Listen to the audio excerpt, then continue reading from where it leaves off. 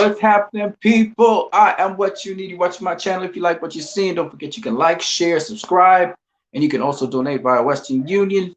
And right now, we're going to chat concerning a series of topics. I put initials, but AB, Adrian Broner. We're going to talk about Floyd Mayweather Jr. We're going to look at Tank. We're going to talk about Cecilia Brackers and her predictions on certain fights. And we're also going to look at Alexander Povetkin versus Dillian Whyte, which is coming up. The weigh-in was just recently. And we'll talk about some other topics. So stay tuned. We're here right now on this channel. If you want to be a guest on this program, it's very easy. All you have to do is click the link in the chat area. Don't forget you're free to chat as well and leave a conversation with us. We're going to talk about these topics right now. Let's talk about Adrian Broner first of all. Adrian Broner on Vlad TV, when he was being interviewed, bear in mind Adrian Broner is a lightweight really by nature, and he did some phenomenal things by jumping up lightweight and actually winning a welterweight title. All right, and then he faced the dreaded, the very tough, the rough and rugged Marcos Maidana, and he was able to do that. And pretty much, I think he held his own in that fight, even though he was hurt very badly. So I gotta say that was an epic fight. I'm going to go back and watch it sometime. But Adrian Broner, when he's talking about discussing about Floyd Mayweather and his relationship with Floyd Mayweather and how even Floyd Mayweather met him and how they started forming their bond relationship. In that, he said certain things about Floyd Mayweather that I didn't personally agree with, but he would know Floyd Mayweather better than I do. But from what I see looking from the outside, not from the inside, I don't think that Floyd Mayweather was necessarily jealous of Adrian Broner. He obviously would have wanted him to join the money team, but he had his own brand. I think what happened with Floyd Mayweather was that he wanted, and even to this day, he doesn't really talk bad about Adrian Broner publicly. He wanted to see him succeed. He wanted Adrian Broner to do well. Now, was he invested in Adrian Broner as a business property? He was trying to be. He was trying to, court him into being part of the money team and also part of his promotional company. He would have wanted him to be under his banner.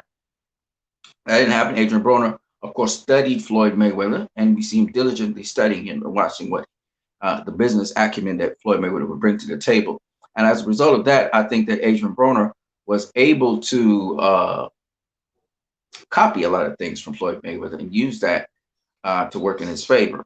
I just think that Adrian Broner, I don't think that Floyd Mayweather was trying to destroy Adrian Broner's career or make his career less than him. In fact, it was Mayweather and Al Heyman who had advised Adrian Broner not to face Carlos Maidana at that point in time.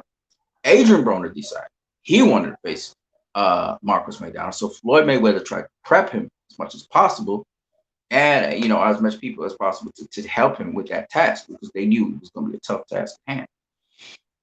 So I never really thought that Mayweather looked at Adrian Broner as somebody who he didn't like. Okay, I never got that idea. Otherwise, we would have done business with Adrian Broner and had Gervonta Davis right now, and Mayweather promotion trying to promote Gervonta Davis. Now it's up to Gervonta Davis, however, to push his career forward and propel himself, because he's got the greatest foundation he could possibly have with Mayweather Promotions, in that they're getting him fights that he would not normally get, and they're building this machine around him. But it's really up to Tank to really chisel out that machine and get that machine working the best way possible. He has to do his job in the ring, and he has to do his job staying ready.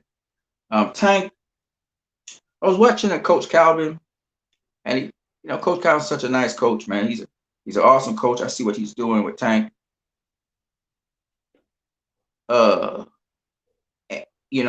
In Baltimore, it would have been even better.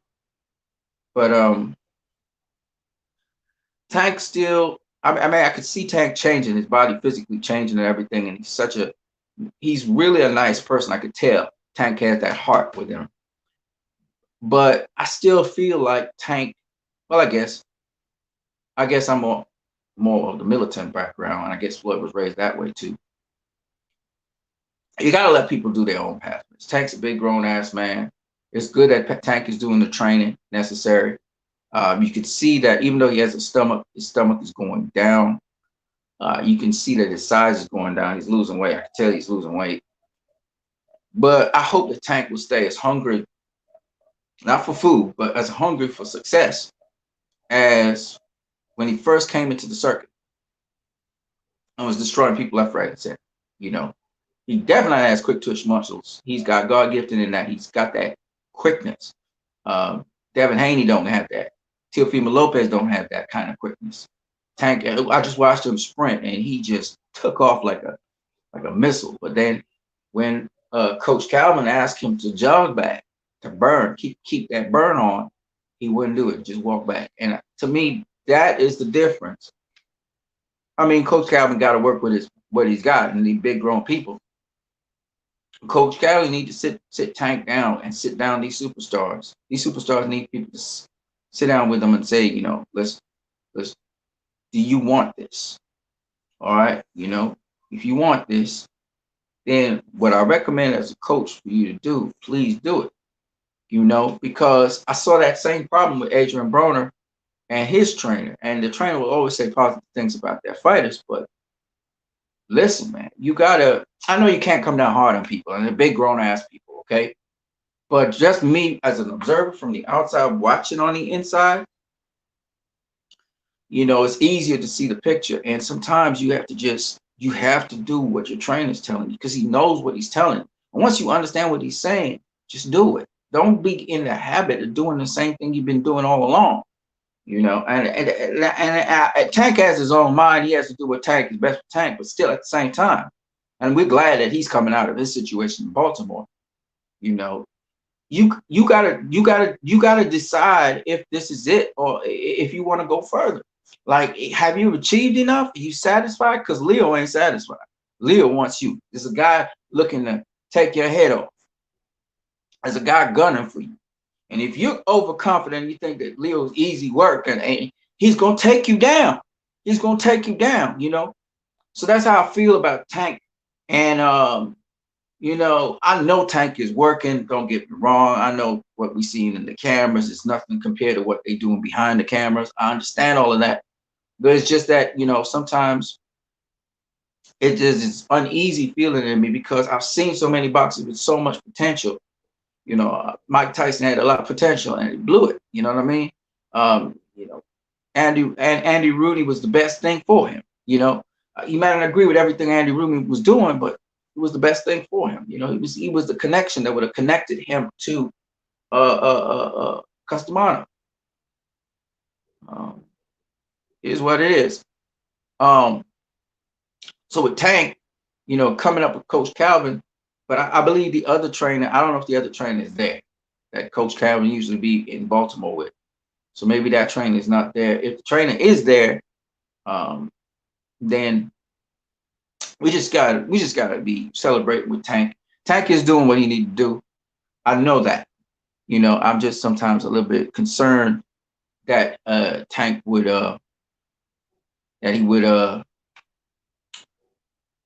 he wouldn't take it seriously enough, you know.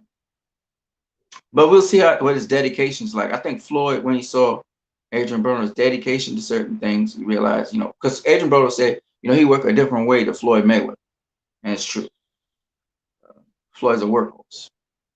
You know, I looked at Floyd. It was just recently just an interview there with Floyd. Well, Floyd was talking this piece on Fight Hype. And he was talking about sparring. And same thing I told you guys about sparring. Sparring is not about who wins or who loses. It's about preparation. It's about getting yourself ready. And, you know, a lot of people, while you can't kill yourself sparring, while you can't be somebody who, you know, gets destroyed or you're breaking down your body really, really bad in sparring, you want somebody to push you to the point where you're not satisfied after you finish sparring. If you could have a spar session where that means your body was pushed to the max. When you go through a spar session, you're not just blowing away people and the guy gave you work, like Paul Spatafora gave Floyd work. That pushed him to the next level. You don't want sparring partners. You don't want a sparring partner that just keep you at one level and you're comfortable all the time. You want to be uncomfortable in sparring. I told you guys this in one of the videos before. So when he was talking about how he wasn't satisfied coming out of sparring sessions, sometimes he had up days and down days. I'm like, yeah, that's great. That's great. That's what you want. You know, I listened to Jaleel Hackett talk, and he's taking some damage, but he's a tough kid. And you learn from things that push you even further than you've ever been pushed before. So if everything was just easy, then you're not learning anything, right? You're not learning anything. Not much, not enough, you know? So, that's the aspect that Floyd was talking about. I'm gonna come back to Floyd Mayweather in a minute, but I just wanted to focus on Gervonta Davis. I hope that he gets pushed. I hope they push him so that he doesn't feel satisfied that he's at this level. And even if you're dominating almost everybody, then go to a higher weight class and a higher weight class until you're not dominating people, until it is difficult. Because you cannot just be relying on specific skill sets. You got to develop and get more skill sets. The more options you have in that boxing ring is the easier you make it for yourself on fight night, on performance night. I think of it like this. I used to be in a choir. I used to sing. And the hardest effort, the most work, the brightest choir sessions were not ones that people saw. It wasn't our actual performance on the night. It always superseded that because we had to push ourselves and we went over and over and we pushed ourselves. And even if the voices seem to be going, we still push ourselves and keep pushing yourself to the next level and the next level and the next level. It's the same thing. While you are in training camp, you're pushing yourself to the ultimate limit. You're getting conditioning better than it was before. I listen to some people say that Canelo, he seems to be getting better and better with every single fight. I remember people saying that Floyd Mayweather is getting better and better with every single fight. It's not that he's getting better, like in terms of holistically. Sometimes, you can look at Pretty Boy Floyd. Pretty Boy Floyd could do a lot more things than Money Mayweather could do. But Money Mayweather, because he's been doing it so long and also because of pushing himself, was able to do those same things with more dimension to them. You know what I mean? And so I love Money Mayweather, actually. The Pretty Boy Floyd was great because he had power and everything. He had everything, right? Some people say he didn't have power, but he was stopping people. Okay, so he had power. Speed is power. So, but when he wasn't stopping people, to me, that was the best Floyd Mayweather I've ever seen. I will always say, and I'm maintaining, that Money Mayweather beats Pretty Boy any day of the week because Money Mayweather had to do other things. He had to make an adaptation. He wasn't depending on his power. He wasn't just depending on his speed and quickness. He was depending on other things. He had to be even more accurate with his placement. And I believe that's why Floyd Mayweather, goes down in history as the guy who's the third most accurate puncher behind Joe Louis and Lennox Lewis, two Lewises. He's the third most accurate puncher in all of boxing, precision and accuracy. Okay. 9 times out of 10, if he throws 2 shots, he's going to land 1. Okay, that's how good he was. And of course, you combine that with a really excellent defense, really accurate, precise offense with really excellent defense, and you got a combination that just is unbeatable, right? So Joe Louis had good defense too. His defense is his plus minus ratio, or what we call his offense to his defense, was pretty high. Okay. And a lot of people say that Floyd is the best defensive fighter of all time. That is not true. I'm not saying that they have better defensive fighters. He was the best. He is the best fighter of all time. Those numbers do represent something. Okay. And so it is proven, it's a fact now, that when you look at Floyd's competition, he also fought a lot of fighters who were highly skilled. He also fought a lot of fighters, actually more fighters than anybody else in the history of boxing, I think. That were more skilled. Well, at least, no, I wouldn't say that. I wouldn't say that because I just thought about a couple of fighters that had some really good guys, at least for their era. And not today necessarily, but of their era. He fought a lot of really skilled, good fighters. A lot of them. This was not just, he may not have fought as skilled fighter, say as a James Toney skilled fighter like Roy Jones Jr. or like Roberto Duran skilled fighter with Sugar Ray Leonard. Okay, so he doesn't have the most skilled fighters of all time list, but he has a lot of very skilled fighters of all time list, and that's the key to it. See, because a lot of people will say, "Oh, well, he never faced the most skilled fighter of all time," and I'll be like, "Okay, no problem. I get you on that." Even though he did face his mirror image, so I don't know how you guys want to look at that, but what I would say is that um, when you're looking at the data and so on concerning him, it's very interesting. But it's because he prepared himself. Like Zab Judah said, he outworked everybody. He worked harder than everybody out there, right? When you look at and that was the key to his success. And everybody was saying, well, every fighter works hard. No, you better look at what Floyd do. What he do? He worked in the morning. Boxing was his business. He worked in the morning. He might sleep through the afternoon. Then he worked in the night into morning. You know what I'm saying? He would work at those kinds of hours. He'd do his routine, whatever it is. And he trained at a drop of a dime. It didn't matter. Even if he was going to an event or whatever, he would train and he would train. He would run. He would keep in shape. And people say, well, Marvin Hagler did that. And I say, yeah, okay. Marvin Hagler did that, but he only was in one weight class. He never pushed himself, never challenged himself.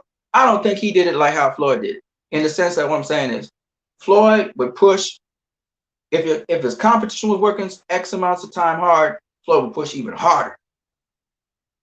He would push even harder. And it was like, if my competition's sleeping, I'm working. If my competition's up, I'm working. I'm gonna outwork my competition. All right, he was that kind of dude. And he also applied the little skills of having his little spies, watching at his competition, like Sugar Ray Leonard used to do. He'd take a little something from Roberto Duran, and he'd trash talk different people. He'd take something from Marvin Hagler, and he'd do a game plan that you didn't expect. He'd come to you, walking to you, expect him to box all around the ring. He's coming at you. He was that kind of guy, right? Moving off of Floyd Mayweather for a second, I'll come back to him in a minute. Cecilia Brækhus. Cecilia Brækhus recently been interviewed by The Ring concerning Persoon versus Taylor. And she thought that Persoon had retained her title the last time. She was bigger and stronger than Taylor. And Taylor now going to prep for for a big, strong person. And let's see how the fight turns out between Persoon and Taylor. Taylor's going to be ready for that. That's what she was saying.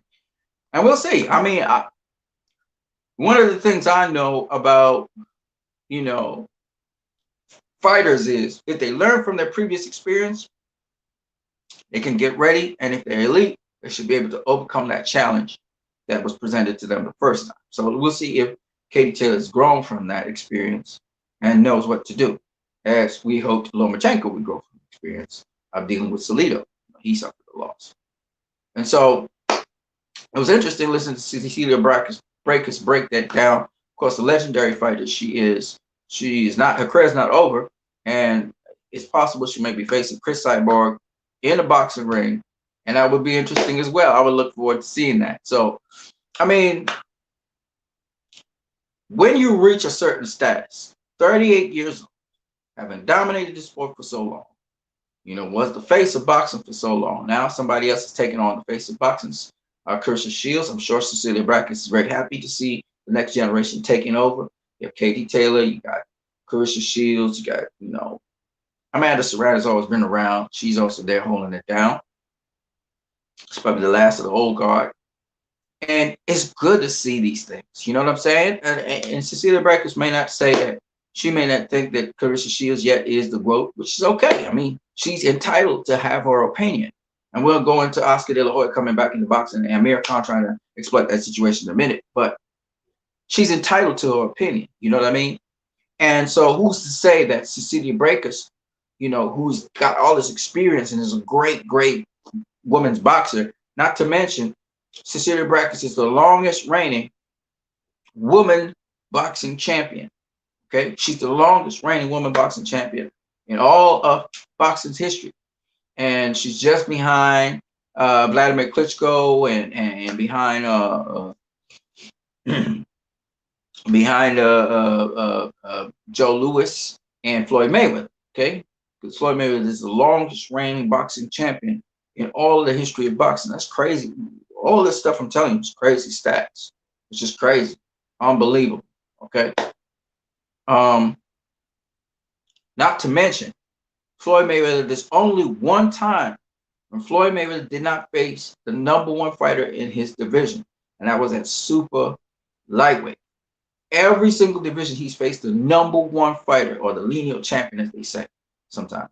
The number one fighter in every single division. In fact, at welterweight, he faced the number one champion 3 times.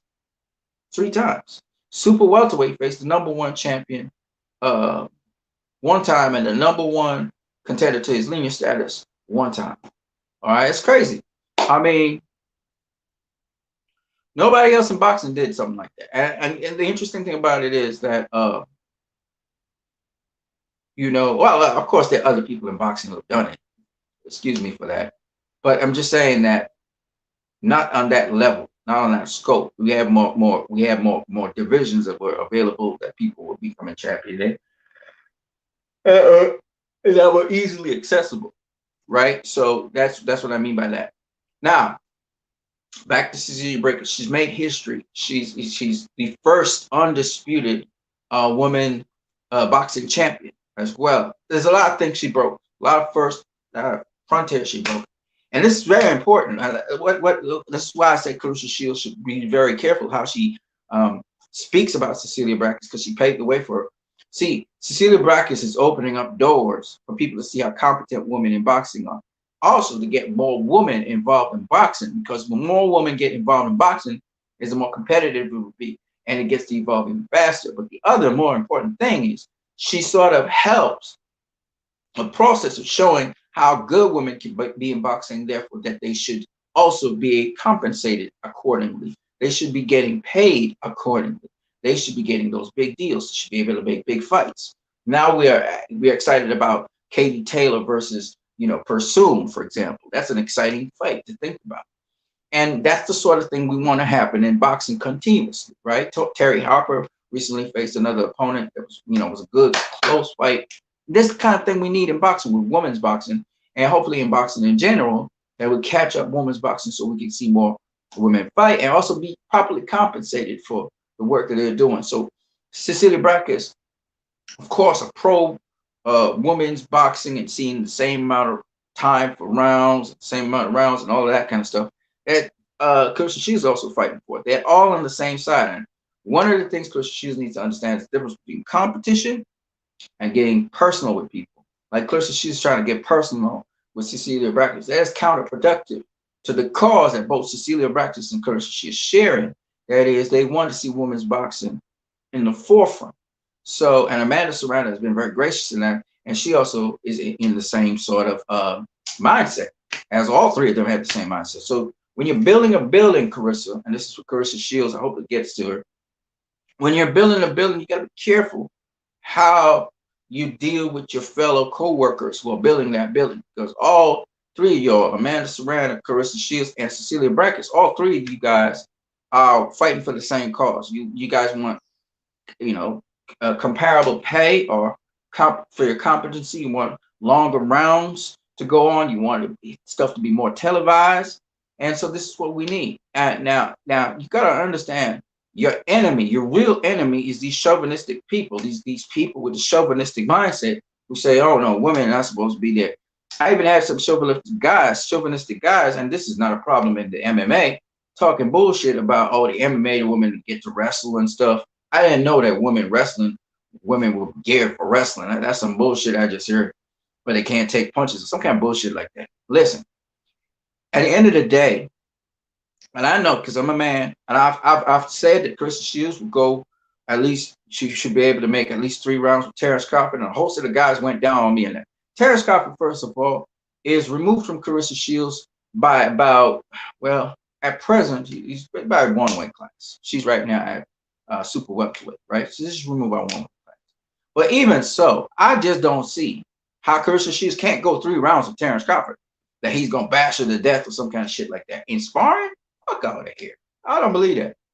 It's sparring we're talking about. Of course she can go 3 rounds with Terrence Crawford. Okay? And that's the kind of mindset we're dealing with. So Carissa need to understand. Like I saw Carissa again going in on Layla Ali about pricing out herself and all this stuff. Listen, you gotta understand and respect that the person's name is Ali. You just gotta respect that. Okay, and she's undefeated. Okay, but she's 40 something years old, Carissa. You really think you're gonna pull it? Okay, so that leads us to Oscar De La Hoya versus Amir Khan. Oscar De La Hoya is saying he's coming out of retirement at the age of 47. He's 2 years older than I am. He's got the know-how. But just like my boy for Sky Sports TV said, the commentator, he says, you might feel you young and all that shit, but once the pace starts hitting you and you have to deal with that pace, that's when you realize you're not young no more. So unless you got conditioning and you can prove in sparring and other things that you can handle the pace of a younger fighter, pushing yourself to the limit, it does not make sense going in there saying you're going to face some youngin. Now, Amir Khan is an opportunist. We all know that.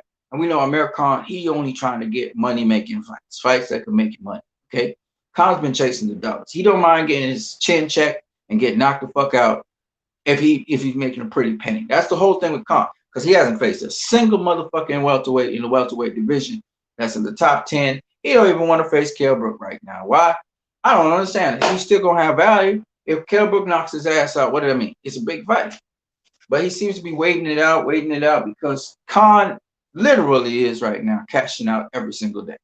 All he wants is fights to cash out. Right? He had the Terrence Crawford fight. He just wanted to cash out. So Khan is a great boxing mind, great boxing head. But honestly, all he wanted is big fights without doing anything to get them, really. But he's getting it. So he's living off his name, but he's cashing out. Khan's just trying to cash out right now. He knows that all them other fights he's not gonna win, so he just want to have these guys on his resume for his legacy. So Oscar De La Hoya says he's coming back. Amir Khan offered to face him. I don't know if Oscar would take up that challenge, first of all. Second of all, I don't even know if Oscar's in the conditioning to even go with any one of these young guys right now. I don't think so, right? I don't think Mike Tyson's got the conditioning to go with any of these big heavyweights out there either, okay? So I understand the place for things, you know, unless you got conditioning, which you've been working on for at least 2 years, there's no fucking way in hell you're going to be able to handle a dude who's coming at you with vitality, youth, and better conditioning than you have because he's been in boxing long. So when guys talk about coming back into boxing, are they committed to that?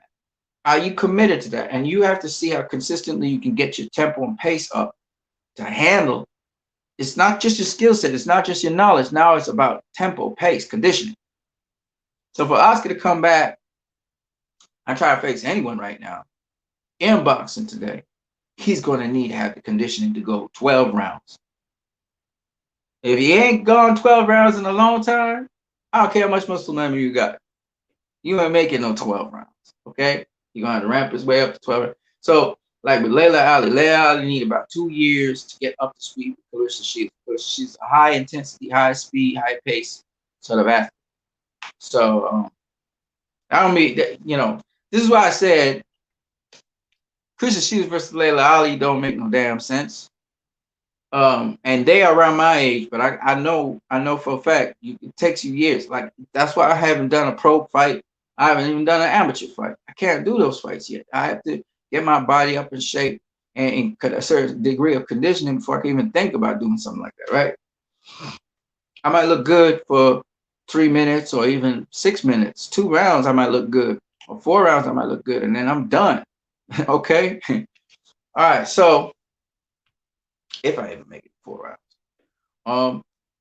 Going on to the topic, the last topic that I want to talk about is Alexander Povetkin versus Dillian Whyte. Who you guys pick for that? Me personally, I watched it their weigh-in. Dillian Whyte look a little bit more defined. Povetkin don't look like he had no definition whatsoever, which tells me he's off them PEDs. So it should be a good fight. And I expect Dillian Whyte to win. Okay, I've said it before. I maintain what I'm saying. Dillian Whyte will beat Povetkin. I don't think that Povetkin has anything that he's going to bring to the table that's going to really disrupt Dillian Whyte per se. And Dillian Whyte might just stop Povertkin as well. So look out for that. Dillian Whyte doesn't hit exceptionally hard, but he has a good, decent left hook. He can land that. He probably could end Povetkin's night. But that's my prediction for the fight. I'll hear what you guys have to say some of the time. I am what you need. You've been watching my channel. I hope you guys enjoyed the video. Nobody hopped on to be a guest, and that's okay. Nobody talked in the chat section, and that's okay too. But I'm gonna catch you guys later. I'm gonna talk. The next video is going to be on some of the future fights that are coming up, and look out for more material and more stuff that I will tell you guys about in the upcoming days. But until then, I'm what you need. I hope you guys enjoyed everything. Peace.